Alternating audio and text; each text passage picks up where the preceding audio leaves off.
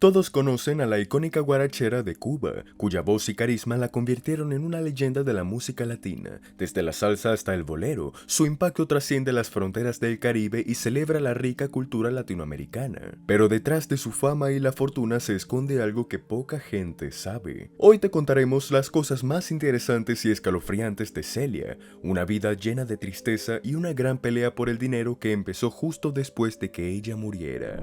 Antes de meternos a fondo, no olvides suscribirte a nuestro canal y activar las notificaciones para mantenerte al día con nuestras actualizaciones.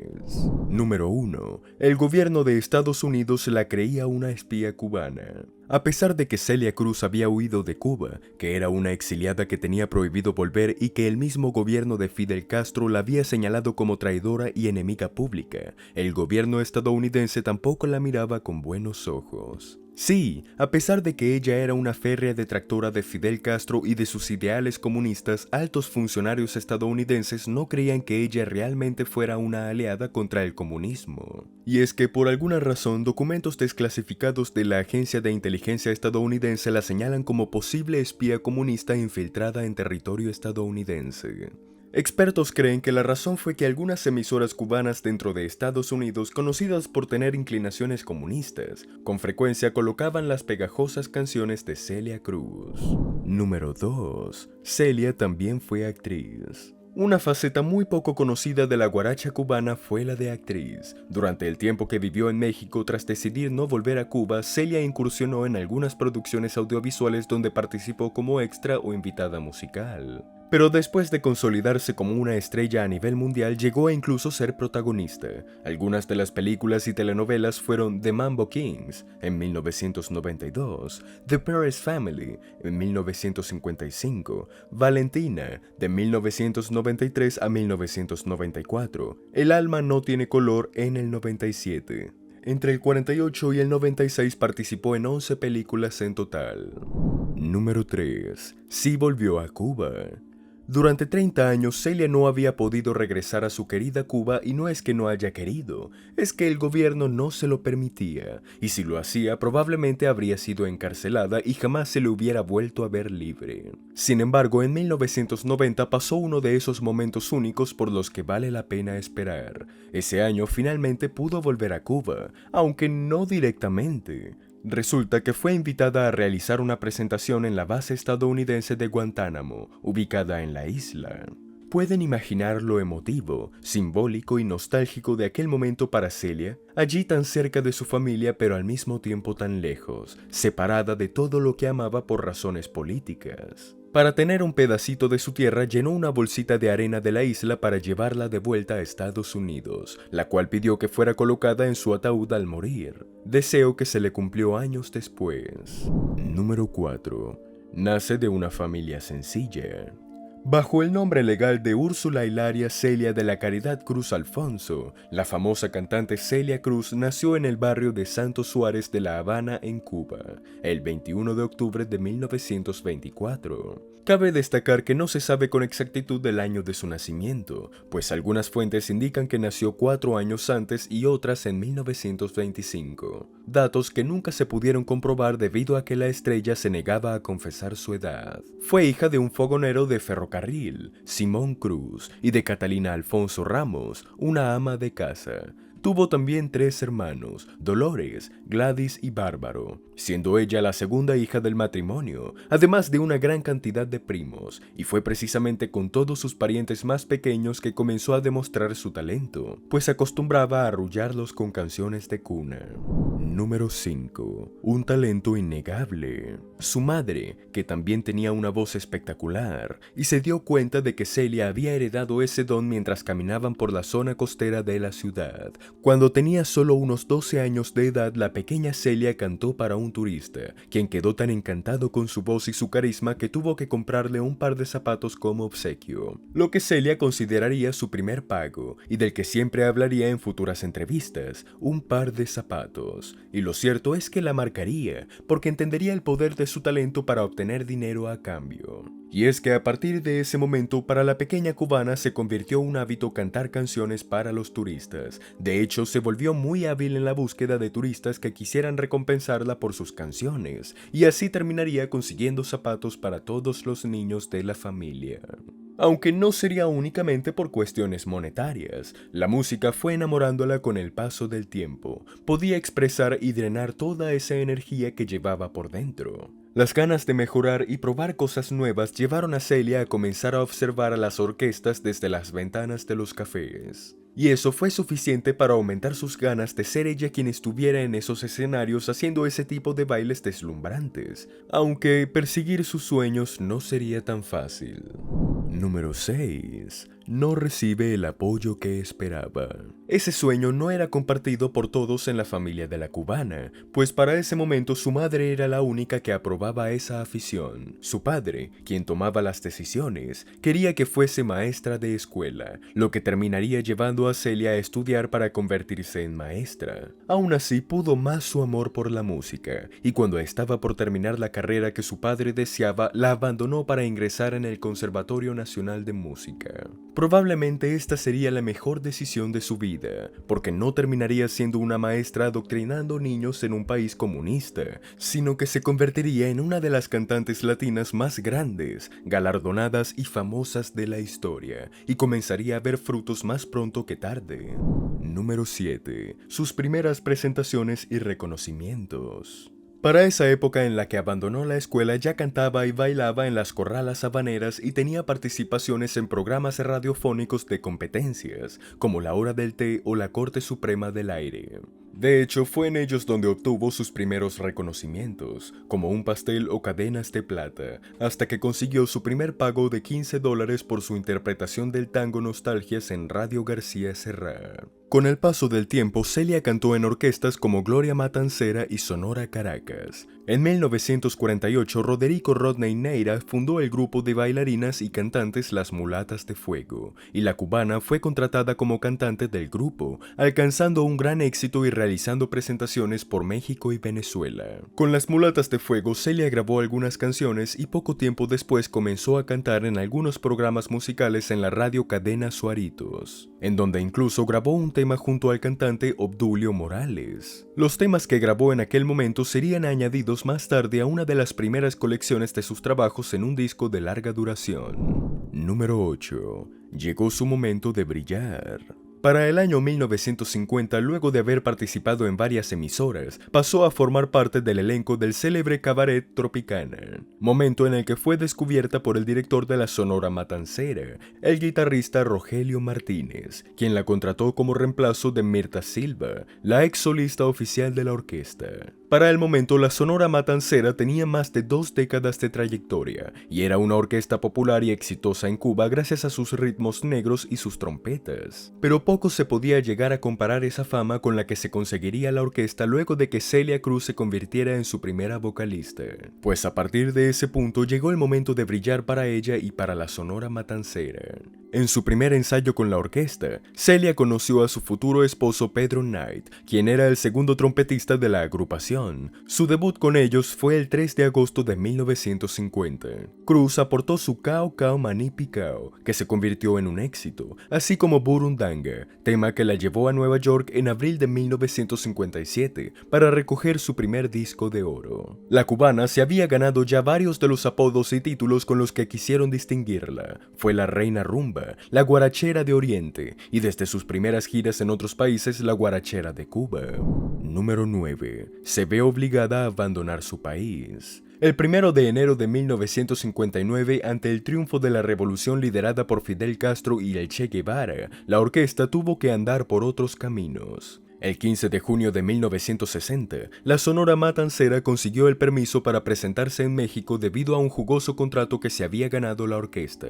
Y una vez allí, Celia decidió no regresar a la isla, principalmente por el deterioro político que existía en ese entonces. Duró un año viviendo y cantando en la capital azteca, y finalmente se estableció en Estados Unidos, pero aquella decisión de no regresar a su tierra natal no le había afectado tanto hasta abril de 1962, cuando recibió la triste noticia del fallecimiento de su madre en Cuba. Su madre ya llevaba varios años luchando contra un cáncer, y en varias ocasiones Celia había solicitado el permiso para visitarla y pasar tiempo con ella, pero debido a sus críticas hacia el régimen cubano y a su condición de exiliada le fue denegado.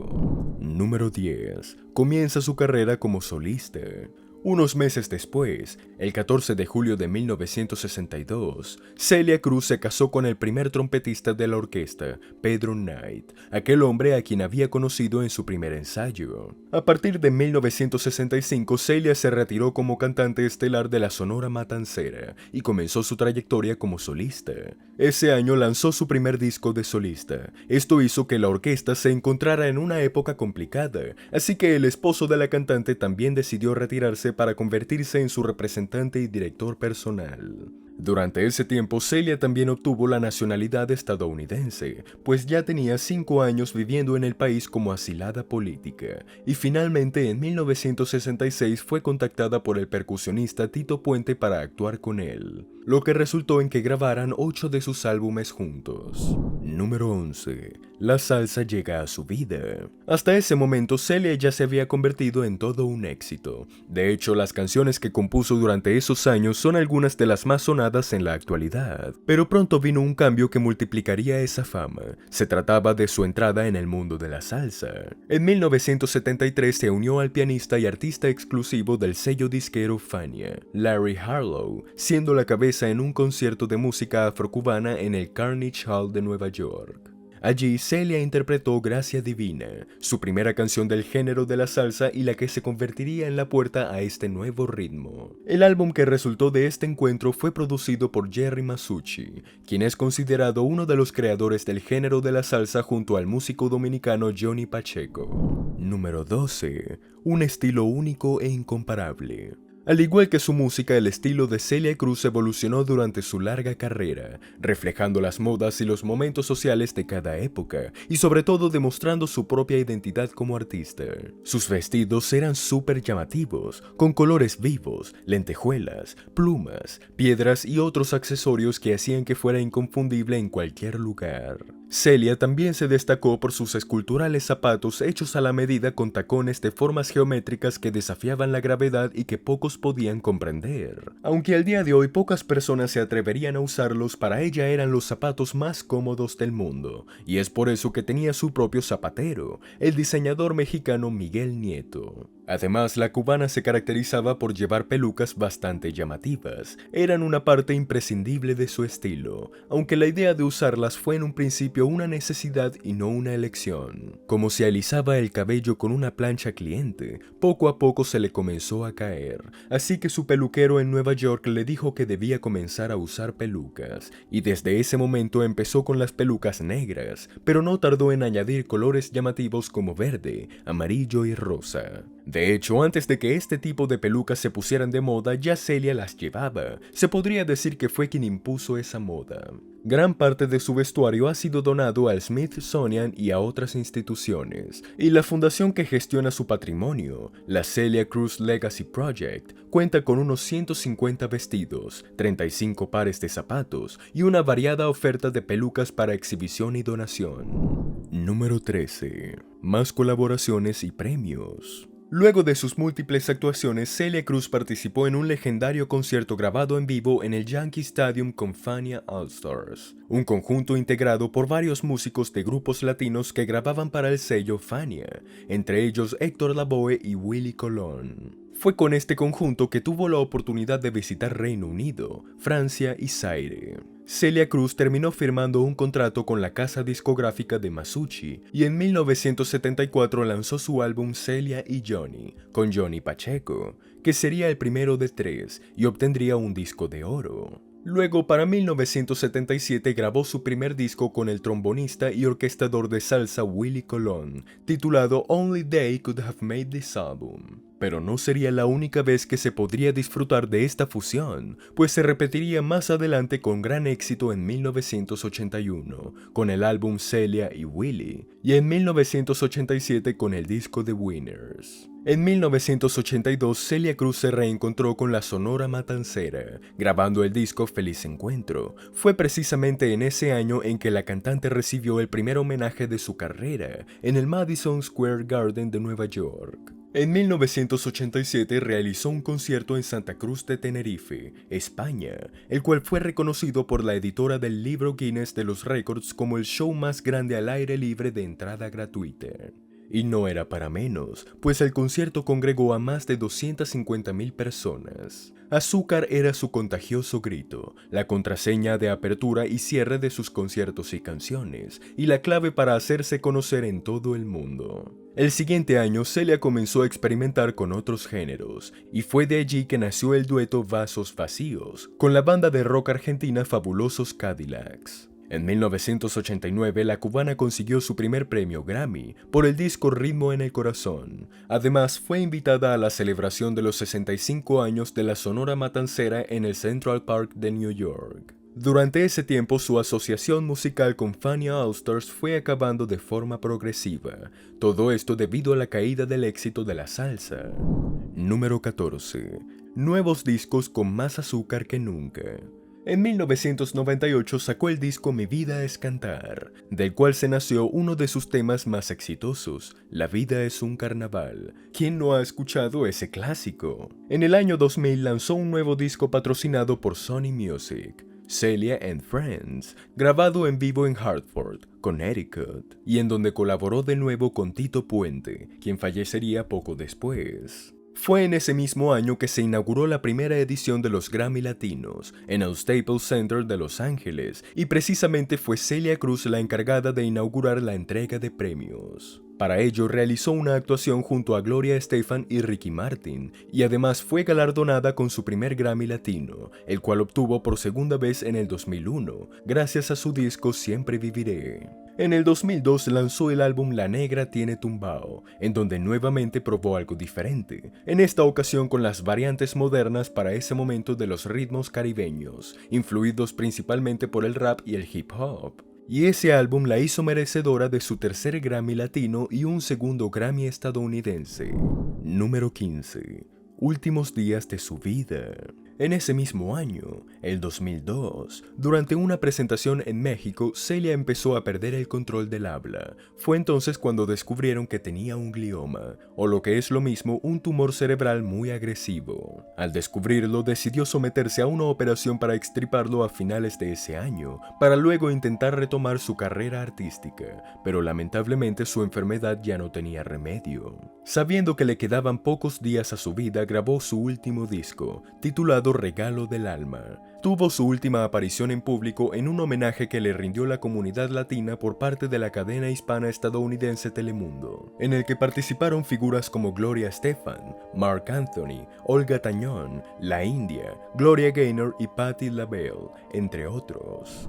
Número 16. Su muerte y funeral. Celia se sentía optimista y con fuerzas, pero su enfermedad pudo más que su admirable energía, y así el 16 de julio de 2003 fallecería en su casa en Fort Lee, Nueva Jersey, a sus 78 años. En cumplimiento a sus deseos, sus restos desfilaron en Miami por unos días junto a sus admiradores cubanos exiliados, y finalmente fue llevada a New York para recibir sepultura en el cementerio Woodlawn. Pocos días después de su muerte fue homenajeada por sus compañeros de profesión en la gala de entrega de los Grammys Latinos. Número 17. ¿Quién se quedó con su fortuna? La cantante, que vivió 77 años, desafortunadamente no tuvo hijos, por lo que tras su deceso se desató una batalla por el reclamo de su herencia.